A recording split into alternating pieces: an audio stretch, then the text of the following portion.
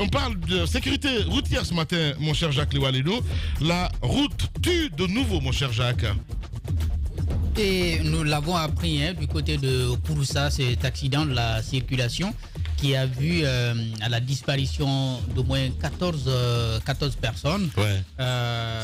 Le véhicule qui a finalement pris feu. Alors là, nous sommes bien sur un trajet qui ne pose pas problème en termes de qualité d'infrastructure routière. Donc, c'est pas ce que les enquêtes révèlent, les enquêtes policières, mais tout porte à croire que tout pourrait se reposer finalement sur la qualité de l'engin qui transportait, n'est-ce pas, ces Guinéens. Non, je ne parle pas. De toutes les façons, l'État a ses responsabilités. C'est malheureusement encore une fois la responsabilité de l'État. Oui. Il y a la police qui a rendu public un rapport autour de cet accident. Et elle est revenue un peu sur les circonstances de l'accident. Excès de vitesse. C'est un minibus qui a heurté une camionnette bleue. Et le minibus avait à son bord des passagers. Et malheureusement, très malheureusement, le chauffeur a commis un acte que je qualifie de... Le chauffeur, tu veux dire. C'est rebelle ce qu'il a fait. C'est méchant ce qu'il a fait, si je peux l'appeler comme ça. Mettre à la place du réservoir un bidon d'essence à l'arrière du minibus. Mais il y a beaucoup de véhicules qui circulent comme ça. Oui, mais c'est pas parce qu'il y a beaucoup de véhicules qui circulent comme ça que c'est la norme. Oui, on est en train de faire de la dénonciation. Les grandes gueules. La question que beaucoup se sont posées, c'est pourquoi le véhicule tout de suite a pris feu. On s'est posé la question, il y a eu beaucoup d'accidents de ce type, il n'y a pas eu d'explosion sur le coup. C'est après, lorsque la police a rendu public son rapport, on s'est rendu compte que le chauffeur, en lieu et place du réservoir, a mis un bidon de 20 litres à l'arrière de la voiture qui lui servait de réservoir. Donc, lorsqu'il y a eu la collision, le véhicule s'est enflammé. Tous les passagers à bord du minibus ont été calcinés. Le véhicule s'est complètement carbonisé. Et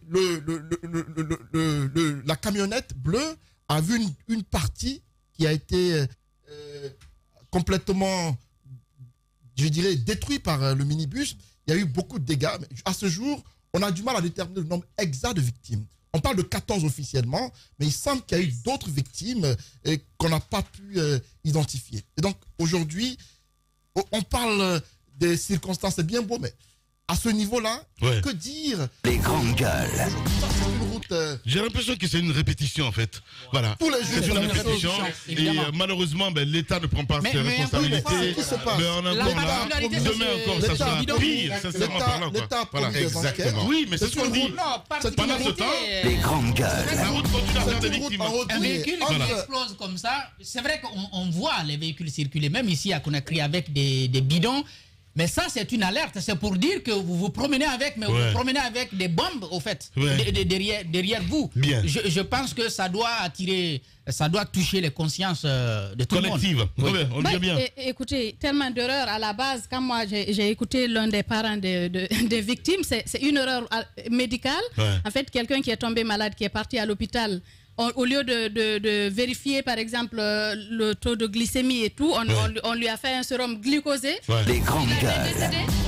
Et c'est ce qui a mobilisé toutes ces personnes qui sont parties aussi périr dans cet autre accident. C'est pour vous dire à quel point il y a des drames dans ce pays. Et généralement, personne ne paye le prix.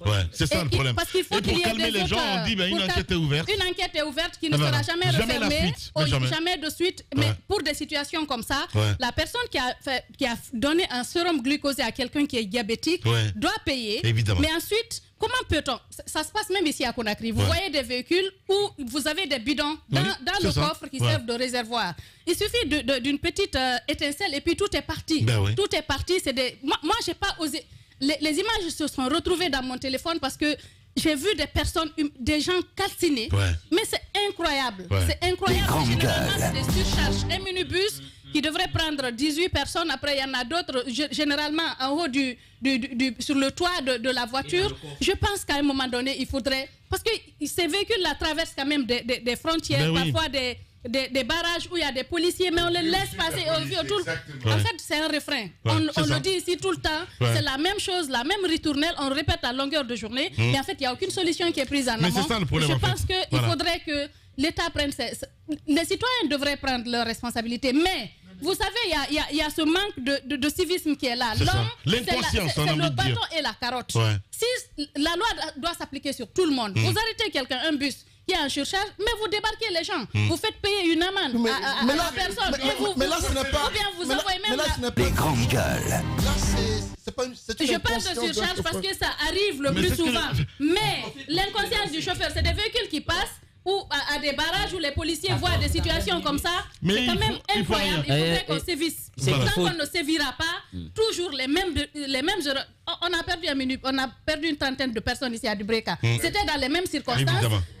Oui, sur le champ, 30 personnes. Après, au fur et à mesure, il y a eu d'autres personnes qui sont parties. Des accidents, ça se passe un peu partout dans le monde, mais ailleurs, on élucide les raisons et des personnes payent le prix d'avoir commis une erreur quelque part. Bien sûr. Oui, Lamine, sur la question, lorsqu'il y a accident, souvent, ça peut être lié soit à l'état de la route, ou l'engin lui-même, ou la personne. Le facteur humain, il est important. Moi, je pense qu'aujourd'hui, les responsabilités sont partagées. Autant il faut dire aux policiers d'arrêter les voitures qui ne respectent pas les conditions ou le code de la route. Autant il faut demander aussi aux citoyens qui montent dans un minibus, sachant qu'il y a 15 personnes, il faut aussi avoir cette conscience-là. C'est là que je parle d'inconscience. Voilà, cette conscience citoyenne de se dire, attention, je ne peux pas monter dans une telle voiture. Parfois, tu as l'impression que ce sont des épaves. On n'a pas d'esprit, en fait. Justement. Je comprends pas. Et le citoyen d'abord qui monte dans la voiture, il faut questionner ta propre responsabilité. Le chauffeur qui accepte de surcharger sa voiture, lui aussi, il a une responsabilité à part. Maintenant, sur ce qui s'est passé, les bidons d'essence, je pense que les policiers, aujourd'hui, ceux qui sont en tout cas au niveau de ces barrages, il faut qu'ils comprennent une chose. Lorsque des voitures passent, vous savez que les voitures sont surchargées, il est quand même de votre responsabilité d'immobiliser cette voiture. Les bidons d'essence, allez-y sur la route de Dubreka. Allez-y sur la route de Dubreka. C'est une tradition, c'est devenu une norme. Les gens aujourd'hui, quand la voiture n'arrive plus à supporter l'essence, on installe des bidons d'essence. Et la responsabilité du chauffeur, les hommes en uniforme, mais aussi les passagers qui quand même viennent. Chacun a une part de responsabilité. Maintenant, sur la voiture, l'État, à un moment donné, parlait de contrôle technique. Aujourd'hui, en sommes-nous avec ce projet-là? Parce que si l'État voulait prendre l'initiative, on a dit non, on va ramener dans les jurons de l'État, il ne faudrait pas qu'on laisse ce secteur-là comme ça. Mais que fait l'État aujourd'hui au cas du contrôle technique? Rien n'est fait. Rien n'est fait. Lamine,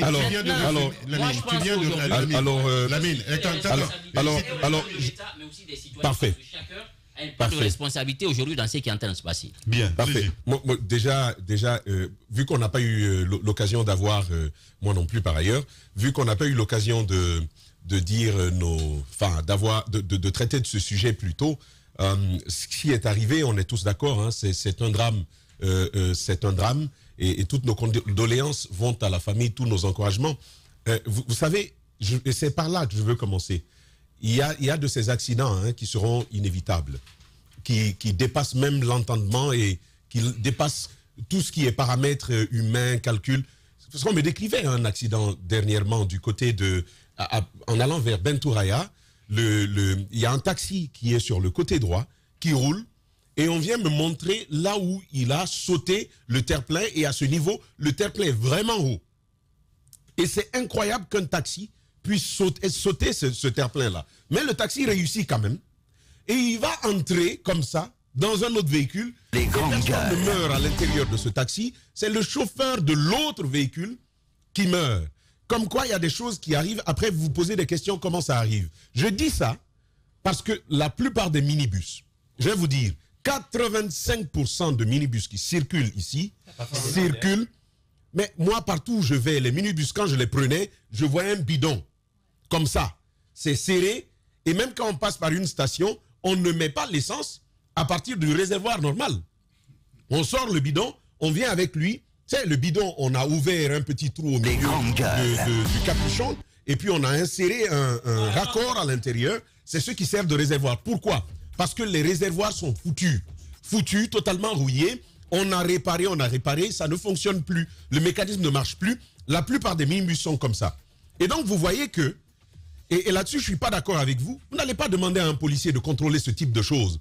C'est de la responsabilité du contrôle technique. Où se trouve votre réservoir? Comment se trouve-t-il? Mais si les policiers doivent aller vérifier où est le réservoir, autant vérifier la pression des pneus aussi. Donc, je vous le dis encore une fois, pour moi, la solution à ce niveau, écoutez, moi, j'ai jamais vu. Vous allez me dire. Vous allez me dire où. Non, moi, j'ai jamais vu. Je dis encore une fois, oui, sur les feux rouges, oui, parce que c'est quelque chose de visible. Mais encore une fois, je dis qu'il faut adresser les responsabilités en fonction des motivations des gens. Qui est responsable de ça? Le contrôle technique. On y est depuis longtemps. Je dis encore une fois, le contrôle technique, il faut l'instaurer en Guinée. Parce que sans contrôle technique, ce type de risque va arriver. Il n'y aura pas de freins sur les véhicules. La police va le savoir comment. Il n'y aura pas de bons réservoirs. La police va le savoir comment. C'est pas possible du tout. Bien. Il faut demander au contrôle technique de faire son travail. Merci. Mais en attendant, on va dire mes condoléances à ces gens-là. Et ils n'auront que leurs yeux pour pleurer encore une fois. Parce que le contrôle technique, ce qui existe partout, nous en Guinée, il n'y en a pas. Et je ne suis pas d'accord quand on dit les gens ont été inconscients dans ça. Hey, on est tous entrés dedans. Merci beaucoup. Sauf qu'ils étaient là au mauvais moment, ce jour-là, au mauvais endroit, et c'est ce qui est arrivé. Allez-y, Mohamed Mara. Voilà. Triste, hein. Triste pour le pays. Allez-y, Mohamed. On a l'impression que chaque année, on dit la même chose. Dieu seul sait dans combien de semaines seulement on sera encore face à un autre drame encore. Parce qu'il y a une sorte d'incurie qui s'est installée dans notre pays. Lorsqu'il y a des drames, Madame Yero l'a dit, on n'en tire pas de leçons. Et c'est ce qui fait mal dans notre cas. On n'en tire pas du tout de leçons. Sinon, comment comprendre qu'un médecin, par inconscience, parce qu'il est pressé, parce qu'il viole les protocoles, tout simplement, il tue. Parce que c'est cela en réalité ce qui s'est passé. Quand vous mettez du sérum glucosé dans le corps de quelqu'un qui souffre de diabète, c'est que vous voulez le tuer. Alors, il le fait. Et puis, en dehors de cette dépouille, parce qu'on n'en parle pas, on en parle 14 des cadavres, mais en réalité, il y en a eu 13, plus le corps qui transportait, qui a été également bassiné complètement par les flammes. Cela fait mal. Mais vous voyez, la responsabilité, elle va au-delà. Quid des stations essence où ces véhicules sont ravitaillés? Parce que ces stations-là savent que c'est interdit de servir dans les bidons dans les véhicules. Les stations sont là, elles voient les véhicules arriver et ils servent. Au lieu que ce soit dans des réservoirs, ils voient que c'est cela. Mais en fait, on n'a responsabilisé personne dans ce pays. Vous dites police. La police ne peut intervenir que sur ce qui est apparent. Parce qu'il y a aussi un aspect légal. Moi, un policier qui veut vérifier mon réservoir, je sais que la loi ne lui en donne pas l'autorisation, je vais refuser. Parce que souvent, vous voyez, ici même quand il y a des accidents parfois, tout de suite, un policier, dès qu'on vient, on l'interviewe, il s'arrête et dit tout de suite, qu'est-ce qu'il dit? Il dit c'était excès de vitesse. Alors qu'il n'en a pas ni la technicité, il n'a pas fait les études, il n'a pas les appareillages d'études pour ça. Il y a des corps spécialisés justement pour le faire. Un policier, ici vous avez fait attention, chaque fois qu'il y a des trucs comme ça, vous entendez tout de suite un policier, le premier venu qui vous dit non, il y a eu excès de vitesse. Mais avec quoi est-ce qu'il a mesuré cela? Bien. En réalité, c'est des gens qu'on peut même poursuivre. Mais ce que je veux dire, c'est qu'aujourd'hui, ce qui est arrivé à Kouroussa peut se répéter n'importe où en Guinée. Et je trouve ça dommage que la vie humaine ne soit pas si considérée que cela. Et je trouve ça dommage. Au même moment, il y a eu l'incendie de ces véhicules. Est-ce qu'il y avait même un corps de sapeurs-pompiers sur les 5 km pour au moins tenter? Non, mais parce que ça, c'est une autre question. Vous voyez que c'est un tout, en fait. C'est ça le problème dans ce pays. Voilà, merci.